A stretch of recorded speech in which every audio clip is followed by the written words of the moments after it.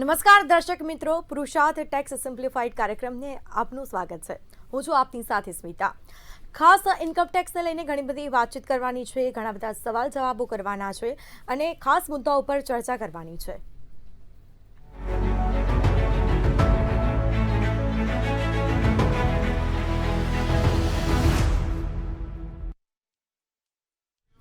હવે income tax હોય કે પછી જીએસટીને લઈને જે ચર્ચાઓ કરવાની હોય તેની માટે નિષ્ણાંતોની જરૂર પડતી હોય છે અને આપણી સાથે નિષ્ણાંત ભાવિકભાઈ શાહ, જે પુરુષાર્થના ફાઉન્ડર છે, તેઓ જોડાઈ ચૂક્યા છે. જી ભાવિકભાઈ, મંતવ્ય ન્યૂઝમાં આપનું સ્વાગત. જી નમસ્કાર. બિલકુલથી તો આપણા દર્શક મિત્રોને થોડી ઘણી હવે ઇન્કમ ટેક્સને લઈને જે સવાલ જવાબ ઘણા બધા છે તેના વિશે હવે ચર્ચા કરીશું. તો ખાસ પહેલાં તો એ મારો પહેલો સવાલ છે કે HRA જે ભાડા ભથ્થું ક્લેમ છે તે કરવા માટે કયા ફોર્મમાં ફેરફારો થતા હોય છે? હવે જે હાઉસ રેન્ટ એલાઉન્સ કે જે એકચ્યુઅલી કોઈ પણ કરદાતા જે સેલેરી કરદાતા છે જેને HRA એની સેલેરીના ભાગ તરીકે મળતું હોય છે, તો એ HRAમાંથી કેટલું બાદ મળશે, ટેક્સ ફ્રી થશે, એની કેલ્ક્યુલેશનની એક નિયત સ્કીમ હોય છે. તો એના જે ફોર્મ હોય છે એમાં ફેરફાર થઈ ગયો છે. હવે આ જે HRA ક્લેમ આપણે કરીશું તો જૂની સ્કીમ મુજબ જો રિટર્ન ફાઇલ કરીએ તો જ આપણને બાદ મળે છે. અત્યાર સુધી કેવું હતું કે માત્ર એમ્પ્લોય જણાવી દેતો હતો ઓફિસમાં કે ભાઈ હું ભાડે રહું છું, 20,000 ભાડું ભરું છું અને કદાચ રેન્ટ રિસિપ્ટ આપી દે. પણ હવે એવું નથી. હવે જે મકાન માલિક છે એનો પાન નંબર પણ આપવો પડશે, સાથે સાથે મકાન માલિક જોડે એનું રિલેશન શું છે, કે જેમ કે એનો કોઈ સગાવાલું છે, એની મધર છે, ફાધર છે. ઘણા લોકો આવું કરતા હતા અત્યાર સુધી કે જે ફાધર મધરના નામે રેન્ટ રિસિપ્ટ બનાવી દેતા હતા. તો આ બધી વસ્તુનો હવે સ્પેસિફિકલી ઉલ્લેખ કરવો પડશે કે ભાઈ આ રિલેટિવ પર્સન છે તો રિલેશન શું છે. આ રીતે ઉલ્લેખ કરીને વ્યવસ્થિત જેનું નિયત મર્યાદાનું ફોર્મ આપેલું છે એ ફોર્મમાં એમ્પ્લોયરને ડિટેલ આપવી પડશે તો જ એને HRA ક્લેમ મળી શકશે. બિલકુલથી. હવે ખાસ અમદાવાદના કરદાતાઓ માટે નવી અપીલ સિસ્ટમ કેવી હશે? હવે અત્યારે નવી અપીલ સિસ્ટમ એ ફેસલેસ સિસ્ટમ થઈ ગઈ છે. ફેસલેસ એટલે કે તમારે કોઈ પણ જગ્યાએ ઇન્કમટેક્સ ઓફિસમાં જવાનું નથી. બધી સિસ્ટમ ઓનલાઈન છે. ઓનલાઈન તમારે અપીલ કરવાની છે અને એનું જ્યુરિસ્ડિક્શન ગમે ત્યાં આવી શકે છે, પરંતુ એનું જે વહીવટી જ્યુરિસ્ડિક્શન રહેશે એ અમદાવાદ કાર્યક્ષેત્ર જ રહેશે. બિલકુલથી. તો આ જે સિસ્ટમની આપણે જે વાત કરી ઓનલાઈન જ પ્રોસેસ, ઓનલાઈન જ પ્રોસેસ છે. બધી અપીલ કમ્પ્લીટ ઓનલાઈન કરવાની રહેશે. બિલકુલથી. હવે આ જે TDS કરેક્શન વિન્ડો શું છે તેના વિશે થોડી માહિતી આપશો? TDS રિટર્ન્સ જે ફાઇલ કરેલા હોય છે એમાં સુધારો વધારો કંઈ પણ કરવાનો હોય, જેમ કે કોઈ કરદાતાનો પાન નંબર ખોટો લખાઈ ગયો હોય, કોઈ ખોટી સેક્શનમાં ભરાઈ ગયો હોય TDS, કોઈ વર્ષમાં ફેરફાર થઈ ગયો હોય.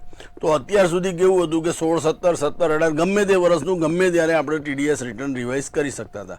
એમાં કોઈ ટાઈમ લિમિટ ચોક્કસ નથી. પરંતુ હવે સરકારે નિયત મર્યાદા કરી દીધી છે કે 2 વર્ષથી વધારે જૂનું હશે તો હવે TDS કરેક્શન થઈ શકશે નહીં.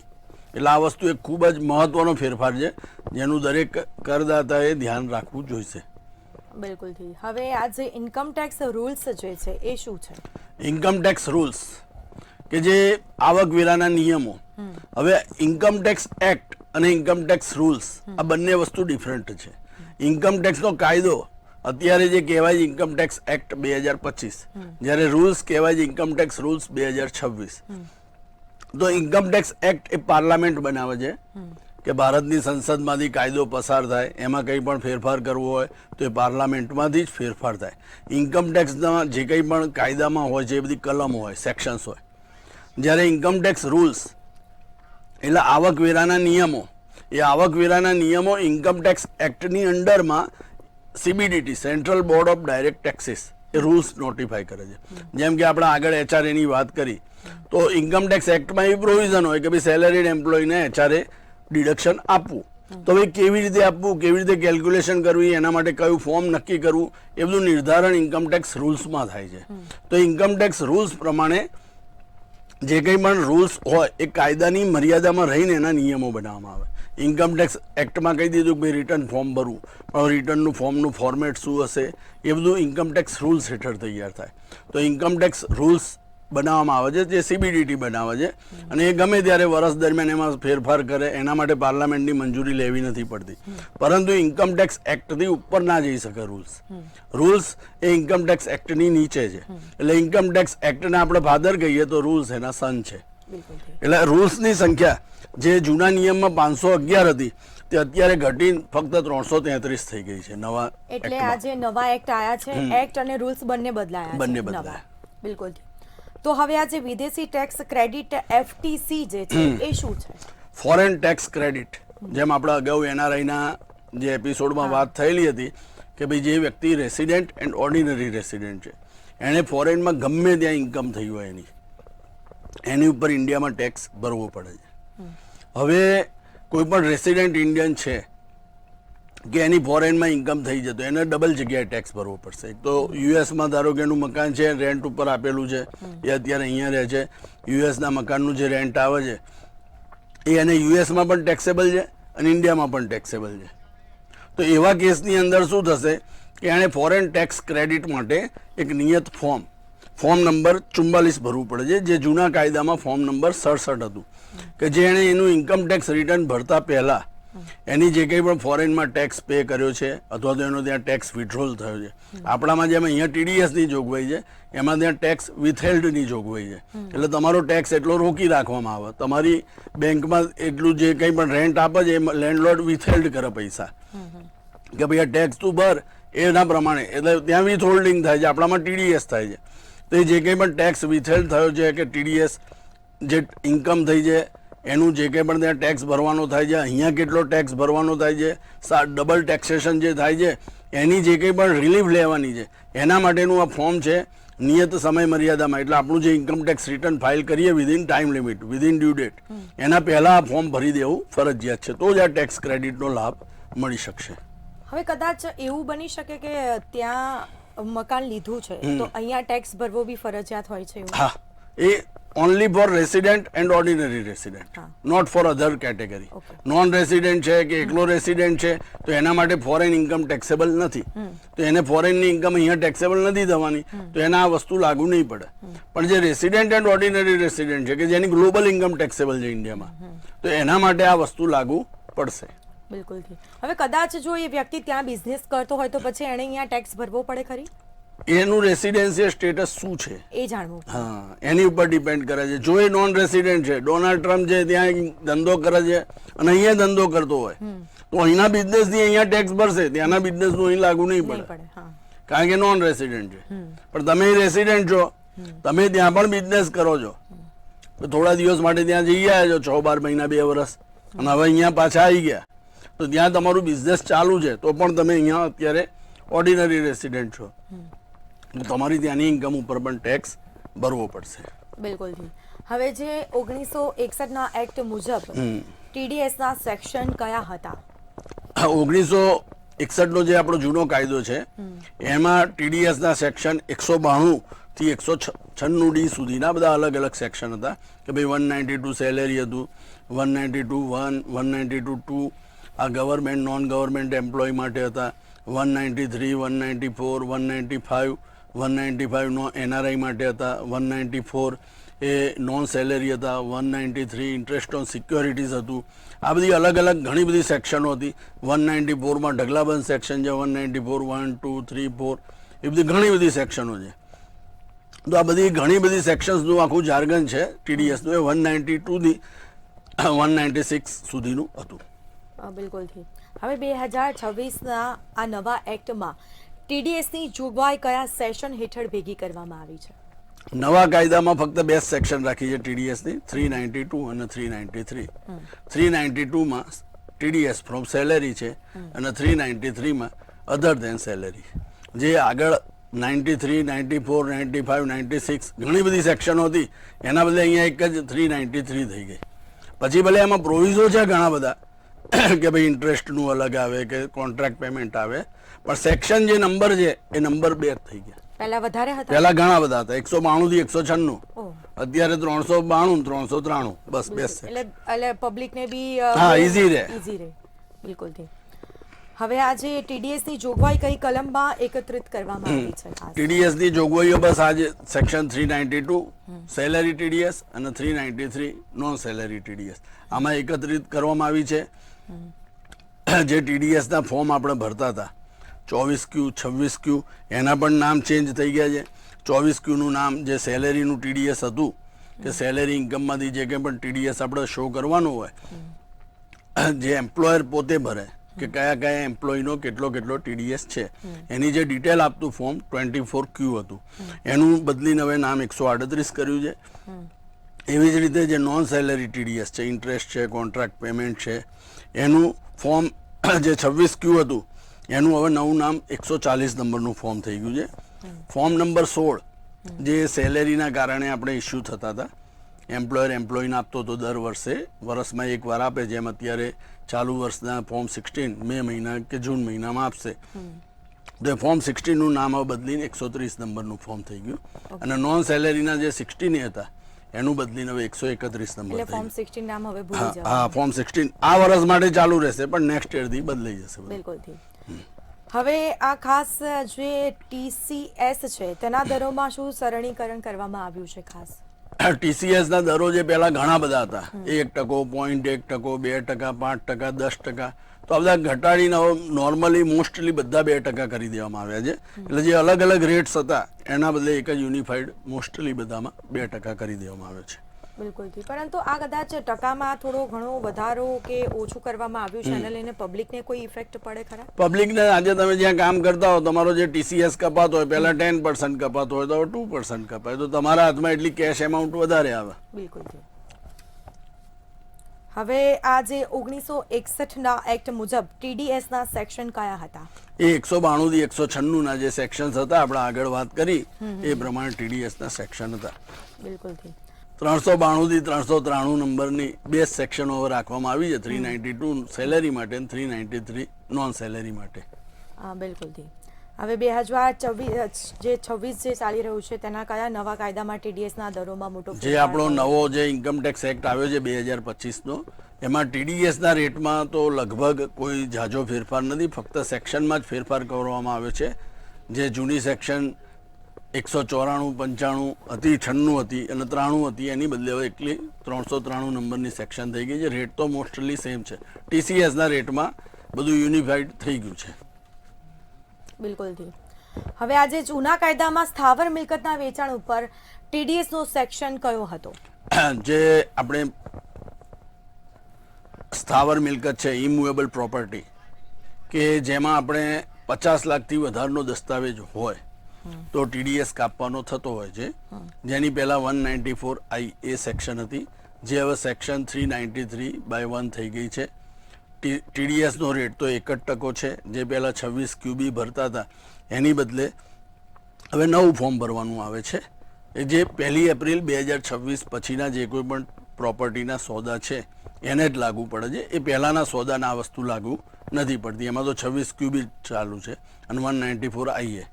બાકી હવે 393 સેક્શન થઈ ગઈ. રેટ સેમ છે. પ્રોસિજર બધી ફોર્મ ભરવાની ઘણી બધી બદલાઈ ગઈ છે. બિલકુલ. હવે આજે મિલકત વેચાણ કરવી પડતી હોય છે કદાચ, અને તેની ઉપરની TDS કાપવા માટેની મર્યાદા શું છે? જ્યારે કોઈ પણ સ્થાવર મિલકત, ઓફિસ હોય, જમીન હોય, મકાન હોય, એ કોઈ પણ આપણે વેચીએ છીએ તો આપણે જે દસ્તાવેજની કિંમત 50 લાખથી વધારે હોય કે સ્ટેમ્પ ડ્યુટી વેલ્યુ, આ બેમાંથી જે પણ વિચ એવર ઇઝ હાયર, 50 લાખથી વધારે હોય તો 1% TDS કાપવો પડે છે.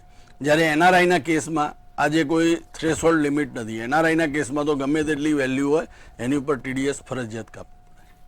એનું કારણ શું હોઈ શકે? કદાચ નોન રેસિડેન્ટ ઇન્ડિયન જે પ્રોપર્ટી વેચે છે એ કાલ ઉઠીને એનો કેપિટલ ગેઇન ટેક્સ નહીં ભરે તો સરકાર એને ક્યાં શોધવા જશે? એટલે નોન રેસિડેન્ટ ઇન્ડિયન અત્યારે જે ટેક્સ ભરે છે, પ્રોપર્ટી સેલ કરે છે, એની ઉપર બાયરે ફરજિયાત ટેક્સ કાપવાનો છે. એ પણ 1% નહીં પણ 13%. જ્યારે રેસિડેન્ટના કેસમાં ઓનલી 1% છે. કારણ કે NRI ની લગભગ બધી જ TDS ની સેક્શનમાં રેટ હાયર હોય છે ઇન્ડિવિજ્યુઅલ, જે આપણા રેસિડેન્ટ ઇન્ડિવિજ્યુઅલ કરતા. હા, બિલકુલથી. હવે આ જે મિલકત વેચાણ ઉપર TDS નો દર કેટલો હોય છે? એ વેચાણ કિંમતના 1% રેસિડેન્ટના કેસમાં, જો સેલર રેસિડેન્ટ છે તો, અને સેલર નોન રેસિડેન્ટ છે તો 13%. બિલકુલથી. હવે જો વેચનાર પાસે પાન કાર્ડ ન હોય તો કેટલા TDS તેનું કાપવું પડતો હોય છે? જો વેચનાર પાસે પાન કાર્ડ નથી તો પાન નંબર નથી, રેસિડેન્ટ હોય, નોન રેસિડેન્ટ હોય, જે બી હોય, પેન નંબર નથી કે પેન અને આધાર લિંક નથી. પેન આધાર લિંક નથી એનો મતલબ પેન કાર્ડ ઇનએક્ટિવ છે, તમારી પાસે પાન કાર્ડ નથી એવું જ માનવામાં આવે. બંને કેસ સેમ જ છે, તો એમાં સીધું 1% નહીં પણ 20% TDS કાપવો પડે છે. એટલે 1% થી આખું 1% સીધો 20%. 1 લાખ તમે 50 લાખમાં મકાન વેચો તો સીધા 10 લાખ રૂપિયા તમારા અત્યારે TDS તરીકે ઉડી જાય. ઓકે, જે એટલે તમને પછી રિટર્ન ભરો, તમે પાન લો, લિંક કરો, પછી તમને રિફંડ મળે. પાન કાર્ડ અને જે પેલું આધાર કાર્ડ છે એ લિંક કરવું જ પડે, ફરજિયાત છે. કોઈ પણ વ્યક્તિ પ્રોપર્ટી વેચતી હોય ત્યારે એને લેનારના પાન નંબર બધું આ ચકાસણી કરી લેવી પડે. પછી એકવાર દસ્તાવેજ કરવાનું નક્કી કરીએ ને એ વખતે ખબર પડે તો આપણો દસ્તાવેજ આખો ટલ્લે ચડી જાય. પણ કદાચ એવું હોઈ શકે કે કદાચ જોયું ના હોય પાન કાર્ડ ને આધાર કાર્ડ લિંક છે કે નથી અને દસ્તાવેજ થઈ જાય ખરી. દસ્તાવેજ તમે કરી દો તો તમારી ઇન્કમ ટેક્સની પેનલ્ટી ભોગવો. રોજના 200 રૂપિયાની પેનલ્ટી છે. બરોબર. તમે TDS નથી કાપતા. આજે અત્યારે હું દસ્તાવેજ કરાવી લઉં, મારે નિયત સમય મર્યાદામાં જો હું TDS ભરતો નથી ગવર્મેન્ટમાં, અને બીજું કે મારે મારી ફરજ છે જ્યારે હું પ્રોપર્ટી પરચેસ કરું છું તો મારે TDS પહેલા કાપવો એ મારી ફરજ છે, પછી જ દસ્તાવેજ કરાય. અધરવાઇઝ બાયર ઉપર પર ડે 200 ની પેનલ્ટી છે. તમે 6 મહિના ગયા તો 180 દિવસ થયા તો 36,000 રૂપિયા પેનલ્ટી આવે. શા માટે ભરવાની જરૂર? બીજું કે તમે સહેલાજને પૂરેપૂરું પેમેન્ટ કરી દેશો. 50 લાખમાં મકાન લીધું, 50 લાખ આપી દીધા, હવે એનું પાન આધાર લિંક નથી, તમારે 10 લાખ ભરવાના, તમે એની પાસે પાછા માંગશો, રિફંડ એને મળવાનું છે, તો 10 લાખ બીજા જશે તમારે. સમજ્યા? એટલે આ બધી વસ્તુ લેનારે ચોકસાઈ કરી લેવી જરૂરી છે. સૌથી પહેલા જ્યારે પણ પ્રોપર્ટીના સોદા થતા હોય ત્યારે પોતાના ટેક્સ કન્સલ્ટન્ટનો સંપર્ક કરી લેવો જોઈએ, બધું બતાવી દેવું જોઈએ કે આ રીતની પોઝિશન છે, કે જેથી કરીને કોઈ આગળથી ગૂંચવણ ઊભી ના થાય. કારણ કે જવાબદારી બધી બાયરના માથે છે, સેલરના માથે નથી. પણ કદાચ દસ્તાવેજ રદ બાતલ બી થઈ શકે પછી. ના થાય ને, કેવી રીતે થાય? એમ નહીં, એટલે કદાચ દસ્તાવેજ કરવા ગયા છે, હવે આજે આજે ગયા છે, આપણે આ દસ્તાવેજની તારીખ લીધી છે તો આપણે દસ્તાવેજની તારીખને પોસ્ટપોન કરી શકીએ છીએ. આપણે એને કેન્સલ અત્યારે, પણ એ જ્યારે આપણે દસ્તાવેજની તારીખ પોસ્ટપોન કરીશું, આજે દસ્તાવેજ કરવાનો તો ગઈકાલ આપણે બધું પેમેન્ટની લેતી દેતી પતાવી દીધી હોય, તો પતાયા પછી જ્યારે આપણે બાયરે શા માટે ટેન્શન માથે લેવું? સમજ્યા? હવે આજે કૃષિ જમીનના વેચાણ ઉપર કેટલો TDS લાગુ પડતો? એકચ્યુઅલી એગ્રીકલ્ચર લેન્ડ જે હોય, રૂરલ એગ્રીકલ્ચર લેન્ડ, કે જેમાં ગ્રામ્ય વિસ્તારની ડેફિનેશન આપવામાં આવી છે કે 10,000 થી ઓછી વસ્તી હોય, શહેરી વિસ્તારથી 7 કિલોમીટરથી દૂર હોય, તો આવી બધી અનેક કન્ડિશન્સ છે. જો એ કન્ડિશન્સ ફૂલફિલ થતી હોય અને રૂરલ એગ્રીકલ્ચર લેન્ડ હોય તો એ રૂરલ એગ્રીકલ્ચર લેન્ડ ઉપર TDS કાપવામાં આવતો નથી. એમાં કોઈ TDSની જોગવાઈ નથી, અને એનામાંથી જે કંઈ પણ નફો પણ થતો હોય તો એ પણ કેપિટલ ગેઇન તરીકે ટેક્સેબલ નથી. બિલકુલ. હવે જે મિલકત ખરીદનાર માટે 10 નંબર જે હોવો જરૂરી છે કે નથી? મિલકત ખરીદનાર માટે જે કંઈ પણ TDSની જોગવાઈ છે કે આ TDS ખરેખર તો TDS કાપવાનો થતો હોય, TCS કાપવાનો થતો હોય તો 10 નંબર લેવો જરૂરી છે. પરંતુ આ પ્રોપર્ટી રિલેટેડ આખી જે સિસ્ટમ છે એમાં 10 નંબરની જરૂર નથી. હા, તમે NRI પાસેથી પ્રોપર્ટી પરચેસ કરો છો, NRI નો TDS કાપો છો, તો એના માટે તમારે 10 નંબર લેવો જ પડશે. પરંતુ એ પણ હવે 1 ઓક્ટોબર 2026થી નીકળી જાય છે. એમાં પણ પાન બેસ થઈ જવાનું છે, એટલે એમાં પણ પછી તમારે TDS કાપવાનો હશે તો 10 નંબરની જરૂર નથી. Only for property related, otherwise નહીં. હા, બિલકુલ. હવે શું આ સ્ટેમ્પ ડ્યુટી વેલ્યુ અને જે વેચાણ કિંમત છે તે બંને ધ્યાનમાં લેવાય છે ખરા? હા, બંને. સ્ટેમ્પ ડ્યુટી વેલ્યુ એટલે કે જે જંત્રી વેલ્યુ આપણે કહીએ છીએ કે એટલાનો તો મિનિમમ દસ્તાવેજ કરવો જ પડે. અને આપણી સેલ પ્રાઇસ જો ઓછી હશે તો ચાલશે નહીં. કારણ કે જો બજારમાં જંત્રી વેલ્યુ જો 10 લાખની છે તો તમે 8 લાખ રૂપિયામાં ક્યારે પ્રોપર્ટી વેચશો? શા માટે વેચશો? તો મિનિમમ તમારી સેલ પ્રાઇસ 10 લાખ જંત્રી વેલ્યુ રાખવી જ પડશે. એનાથી ઓછી તમે પ્રોપર્ટી વેચશો તો તમારી નોશનલ ઇન્કમ ગણવામાં આવે. એટલે stamp value or sale price which ever is higher, અને એની ઉપર 1% આપણે ટેક્સ ભરવો પડે. બિલકુલ. હવે જો મિલકતના વેચનાર 1 થી વધુ હોય તો 50 લાખની મર્યાદા કેવી રીતે કહી શકાય? 50 લાખ રૂપિયા 50 લાખ રૂપિયા જે પ્રોપર્ટીની વેલ્યુ ગણવાની છે. મિલકતમાં ગમે તેટલા ભાગીદાર હોય, પ્રોપર્ટી દસ્તાવેજ 51 લાખનો થાય છે, મિલકતમાં ભાગીદાર 10 જણા છે, તો બધાના ભાગમાં તો 5-5 લાખ જ આવે છે. તો એવા કેસમાં પણ પ્રોપર્ટીનો TDS તો કાપવો જ પડશે. બાયરે 10 જણ, જે સેલર છે 10 જણા, એ દરેકના પોતપોતાના શેર પ્રમાણે એને TDS કાપવો પડશે 1%ની મર્યાદામાં. કે ભાઈ એક જણનો ભાગનો 10 લાખ છે, એકનો ભાગ 2 લાખ છે, તો 10 લાખ વાળાનો 10,000 કપાશે, 2 લાખ વાળાનો 2,000 કપાશે. જેને જેટલું પેમેન્ટ આપે છે, દસ્તાવેજની વેલ્યુ 51 લાખ, પણ જે સેલર છે એના શેર પ્રમાણે એનો 1% TDS કપાશે. બિલકુલ નહીં. હવે આ જે પગાર ઉપર TDS માટે જૂનો અને નવો સેક્શન કયો છે? પગાર ઉપર TDS માટે જૂનું સેક્શન 192 હતું, જ્યારે નવું સેક્શન 392 છે. બિલકુલ થયું. હવે જે સિનિયર સિટીઝન માટે બેંક વ્યાજ ઉપર TDS ની મર્યાદા શું છે? જે પહેલા 50,000 રૂપિયા હતી, જે હવે વધારીને 1 લાખ રૂપિયા કરી છે. એટલે સિનિયર સિટીઝનને જે 15G 15H પહેલા 50,000 રૂપિયા વ્યાજની આવક ટોટલ થતી હતી, તો બેંક TDS નથી કાપતી કે 15G 15H ના ભર્યું હોય તો પણ ચાલતું હતું. પરંતુ હવે એ મર્યાદા 1 લાખ રૂપિયા કરવામાં આવી છે. એટલે 1 લાખ રૂપિયાની એની વ્યાજની આવક થતી હશે એક બેંકમાંથી, તો એ બેંક એનું TDS નહીં કાપે. અને 1 લાખથી વધારે થતું હોય અને સિનિયર સિટીઝનને ટેક્સ નથી ભરવાનો થતો, તો 121 નંબરનું ફોર્મ હવે નવા નિયમ મુજબ આપી શકે છે અને એનો TDS બેંક કાપતી નથી. બિલકુલ. હવે આ જે સામાન્ય વ્યક્તિ માટે બેંક વ્યાજ ઉપર TDS ની લિમિટ કેટલી જરૂરી? સામાન્ય વ્યક્તિ માટે TDS માટે જ ફક્ત 50,000 છે. અધરવાઇઝ તો બધું જે કંઈ પણ વ્યાજ આવે છે એના માટે તો ટેક્સેબલ જ છે. ખાલી બેંક TDS ના કાપે. TDS પૂરતું 50,000 રૂપિયા લિમિટ, કે ભાઈ 50,000 થી ઓછું વ્યાજ હશે તો એનો TDS નહીં કપાય. 10% TDS કપાય છે. પછી રિટર્ન ભરો એટલે રિફંડ મળે જો તમારી ઇન્કમ ટેક્સેબલ ના થતી હોય તો. અને ટેક્સેબલ થતી હોય તો આ જે TDS ની રકમ છે ટેક્સની સામે એડજસ્ટ થાય, એટલો ટેક્સ ઓછો ભરવો પડે. એટલે કદાચ ખાતામાં કેટલા પૈસા મૂક્યા છે એની ઉપર હોય છે? નહીં, વ્યાજની આવક ઉપર.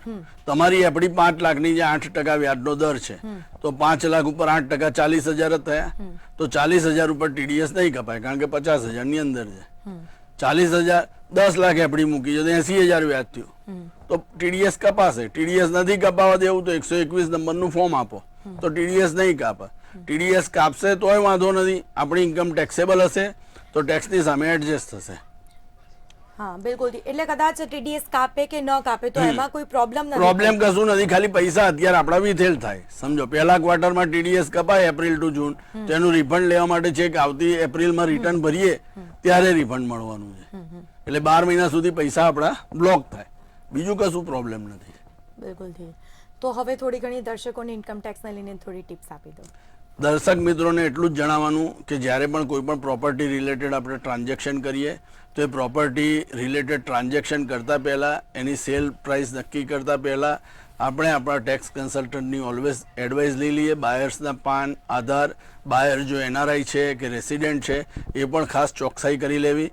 અધરવાઇઝ TDSની લગતી જોગવાઈઓની જે કંઈ પણ પેનલ્ટી છે એ બાયરના માથે છે, માટે ખૂબ જ બાયરે સાવચેતીપૂર્વક સોદો કરવો જોઈએ. તો બિલકુલથી ભાવિકભાઈ, જે નવા રૂલ્સ આવ્યા છે અને નવા એક્ટ આવ્યા છે ઇન્કમ ટેક્સને લઈને સરસ દર્શક મિત્રોને માહિતી આપી તે બદલ આપનો ખૂબ ખૂબ આભાર. જી. ખાસ જે ઇન્કમ ટેક્સના નવા રૂલ્સ આવ્યા છે 2026-27ના, અને તેને લઈને ખાસ જે ઘણી બધી ચર્ચાઓ કરી છે, ઘણા બધા સવાલ જવાબો કર્યા છે, હજી બી ઘણા બધા સવાલ જવાબ બાકી છે. સરળ અને સાદી ભાષામાં વેપારીઓ અને દર્શક મિત્રોને પળે પળની અપડેટ તમારા સુધી પહોંચાડતા રહીશું અને આ મુદ્દે ખાસ ચર્ચાઓ કરતા રહીશું. મને રજા આપશો. નમસ્કાર.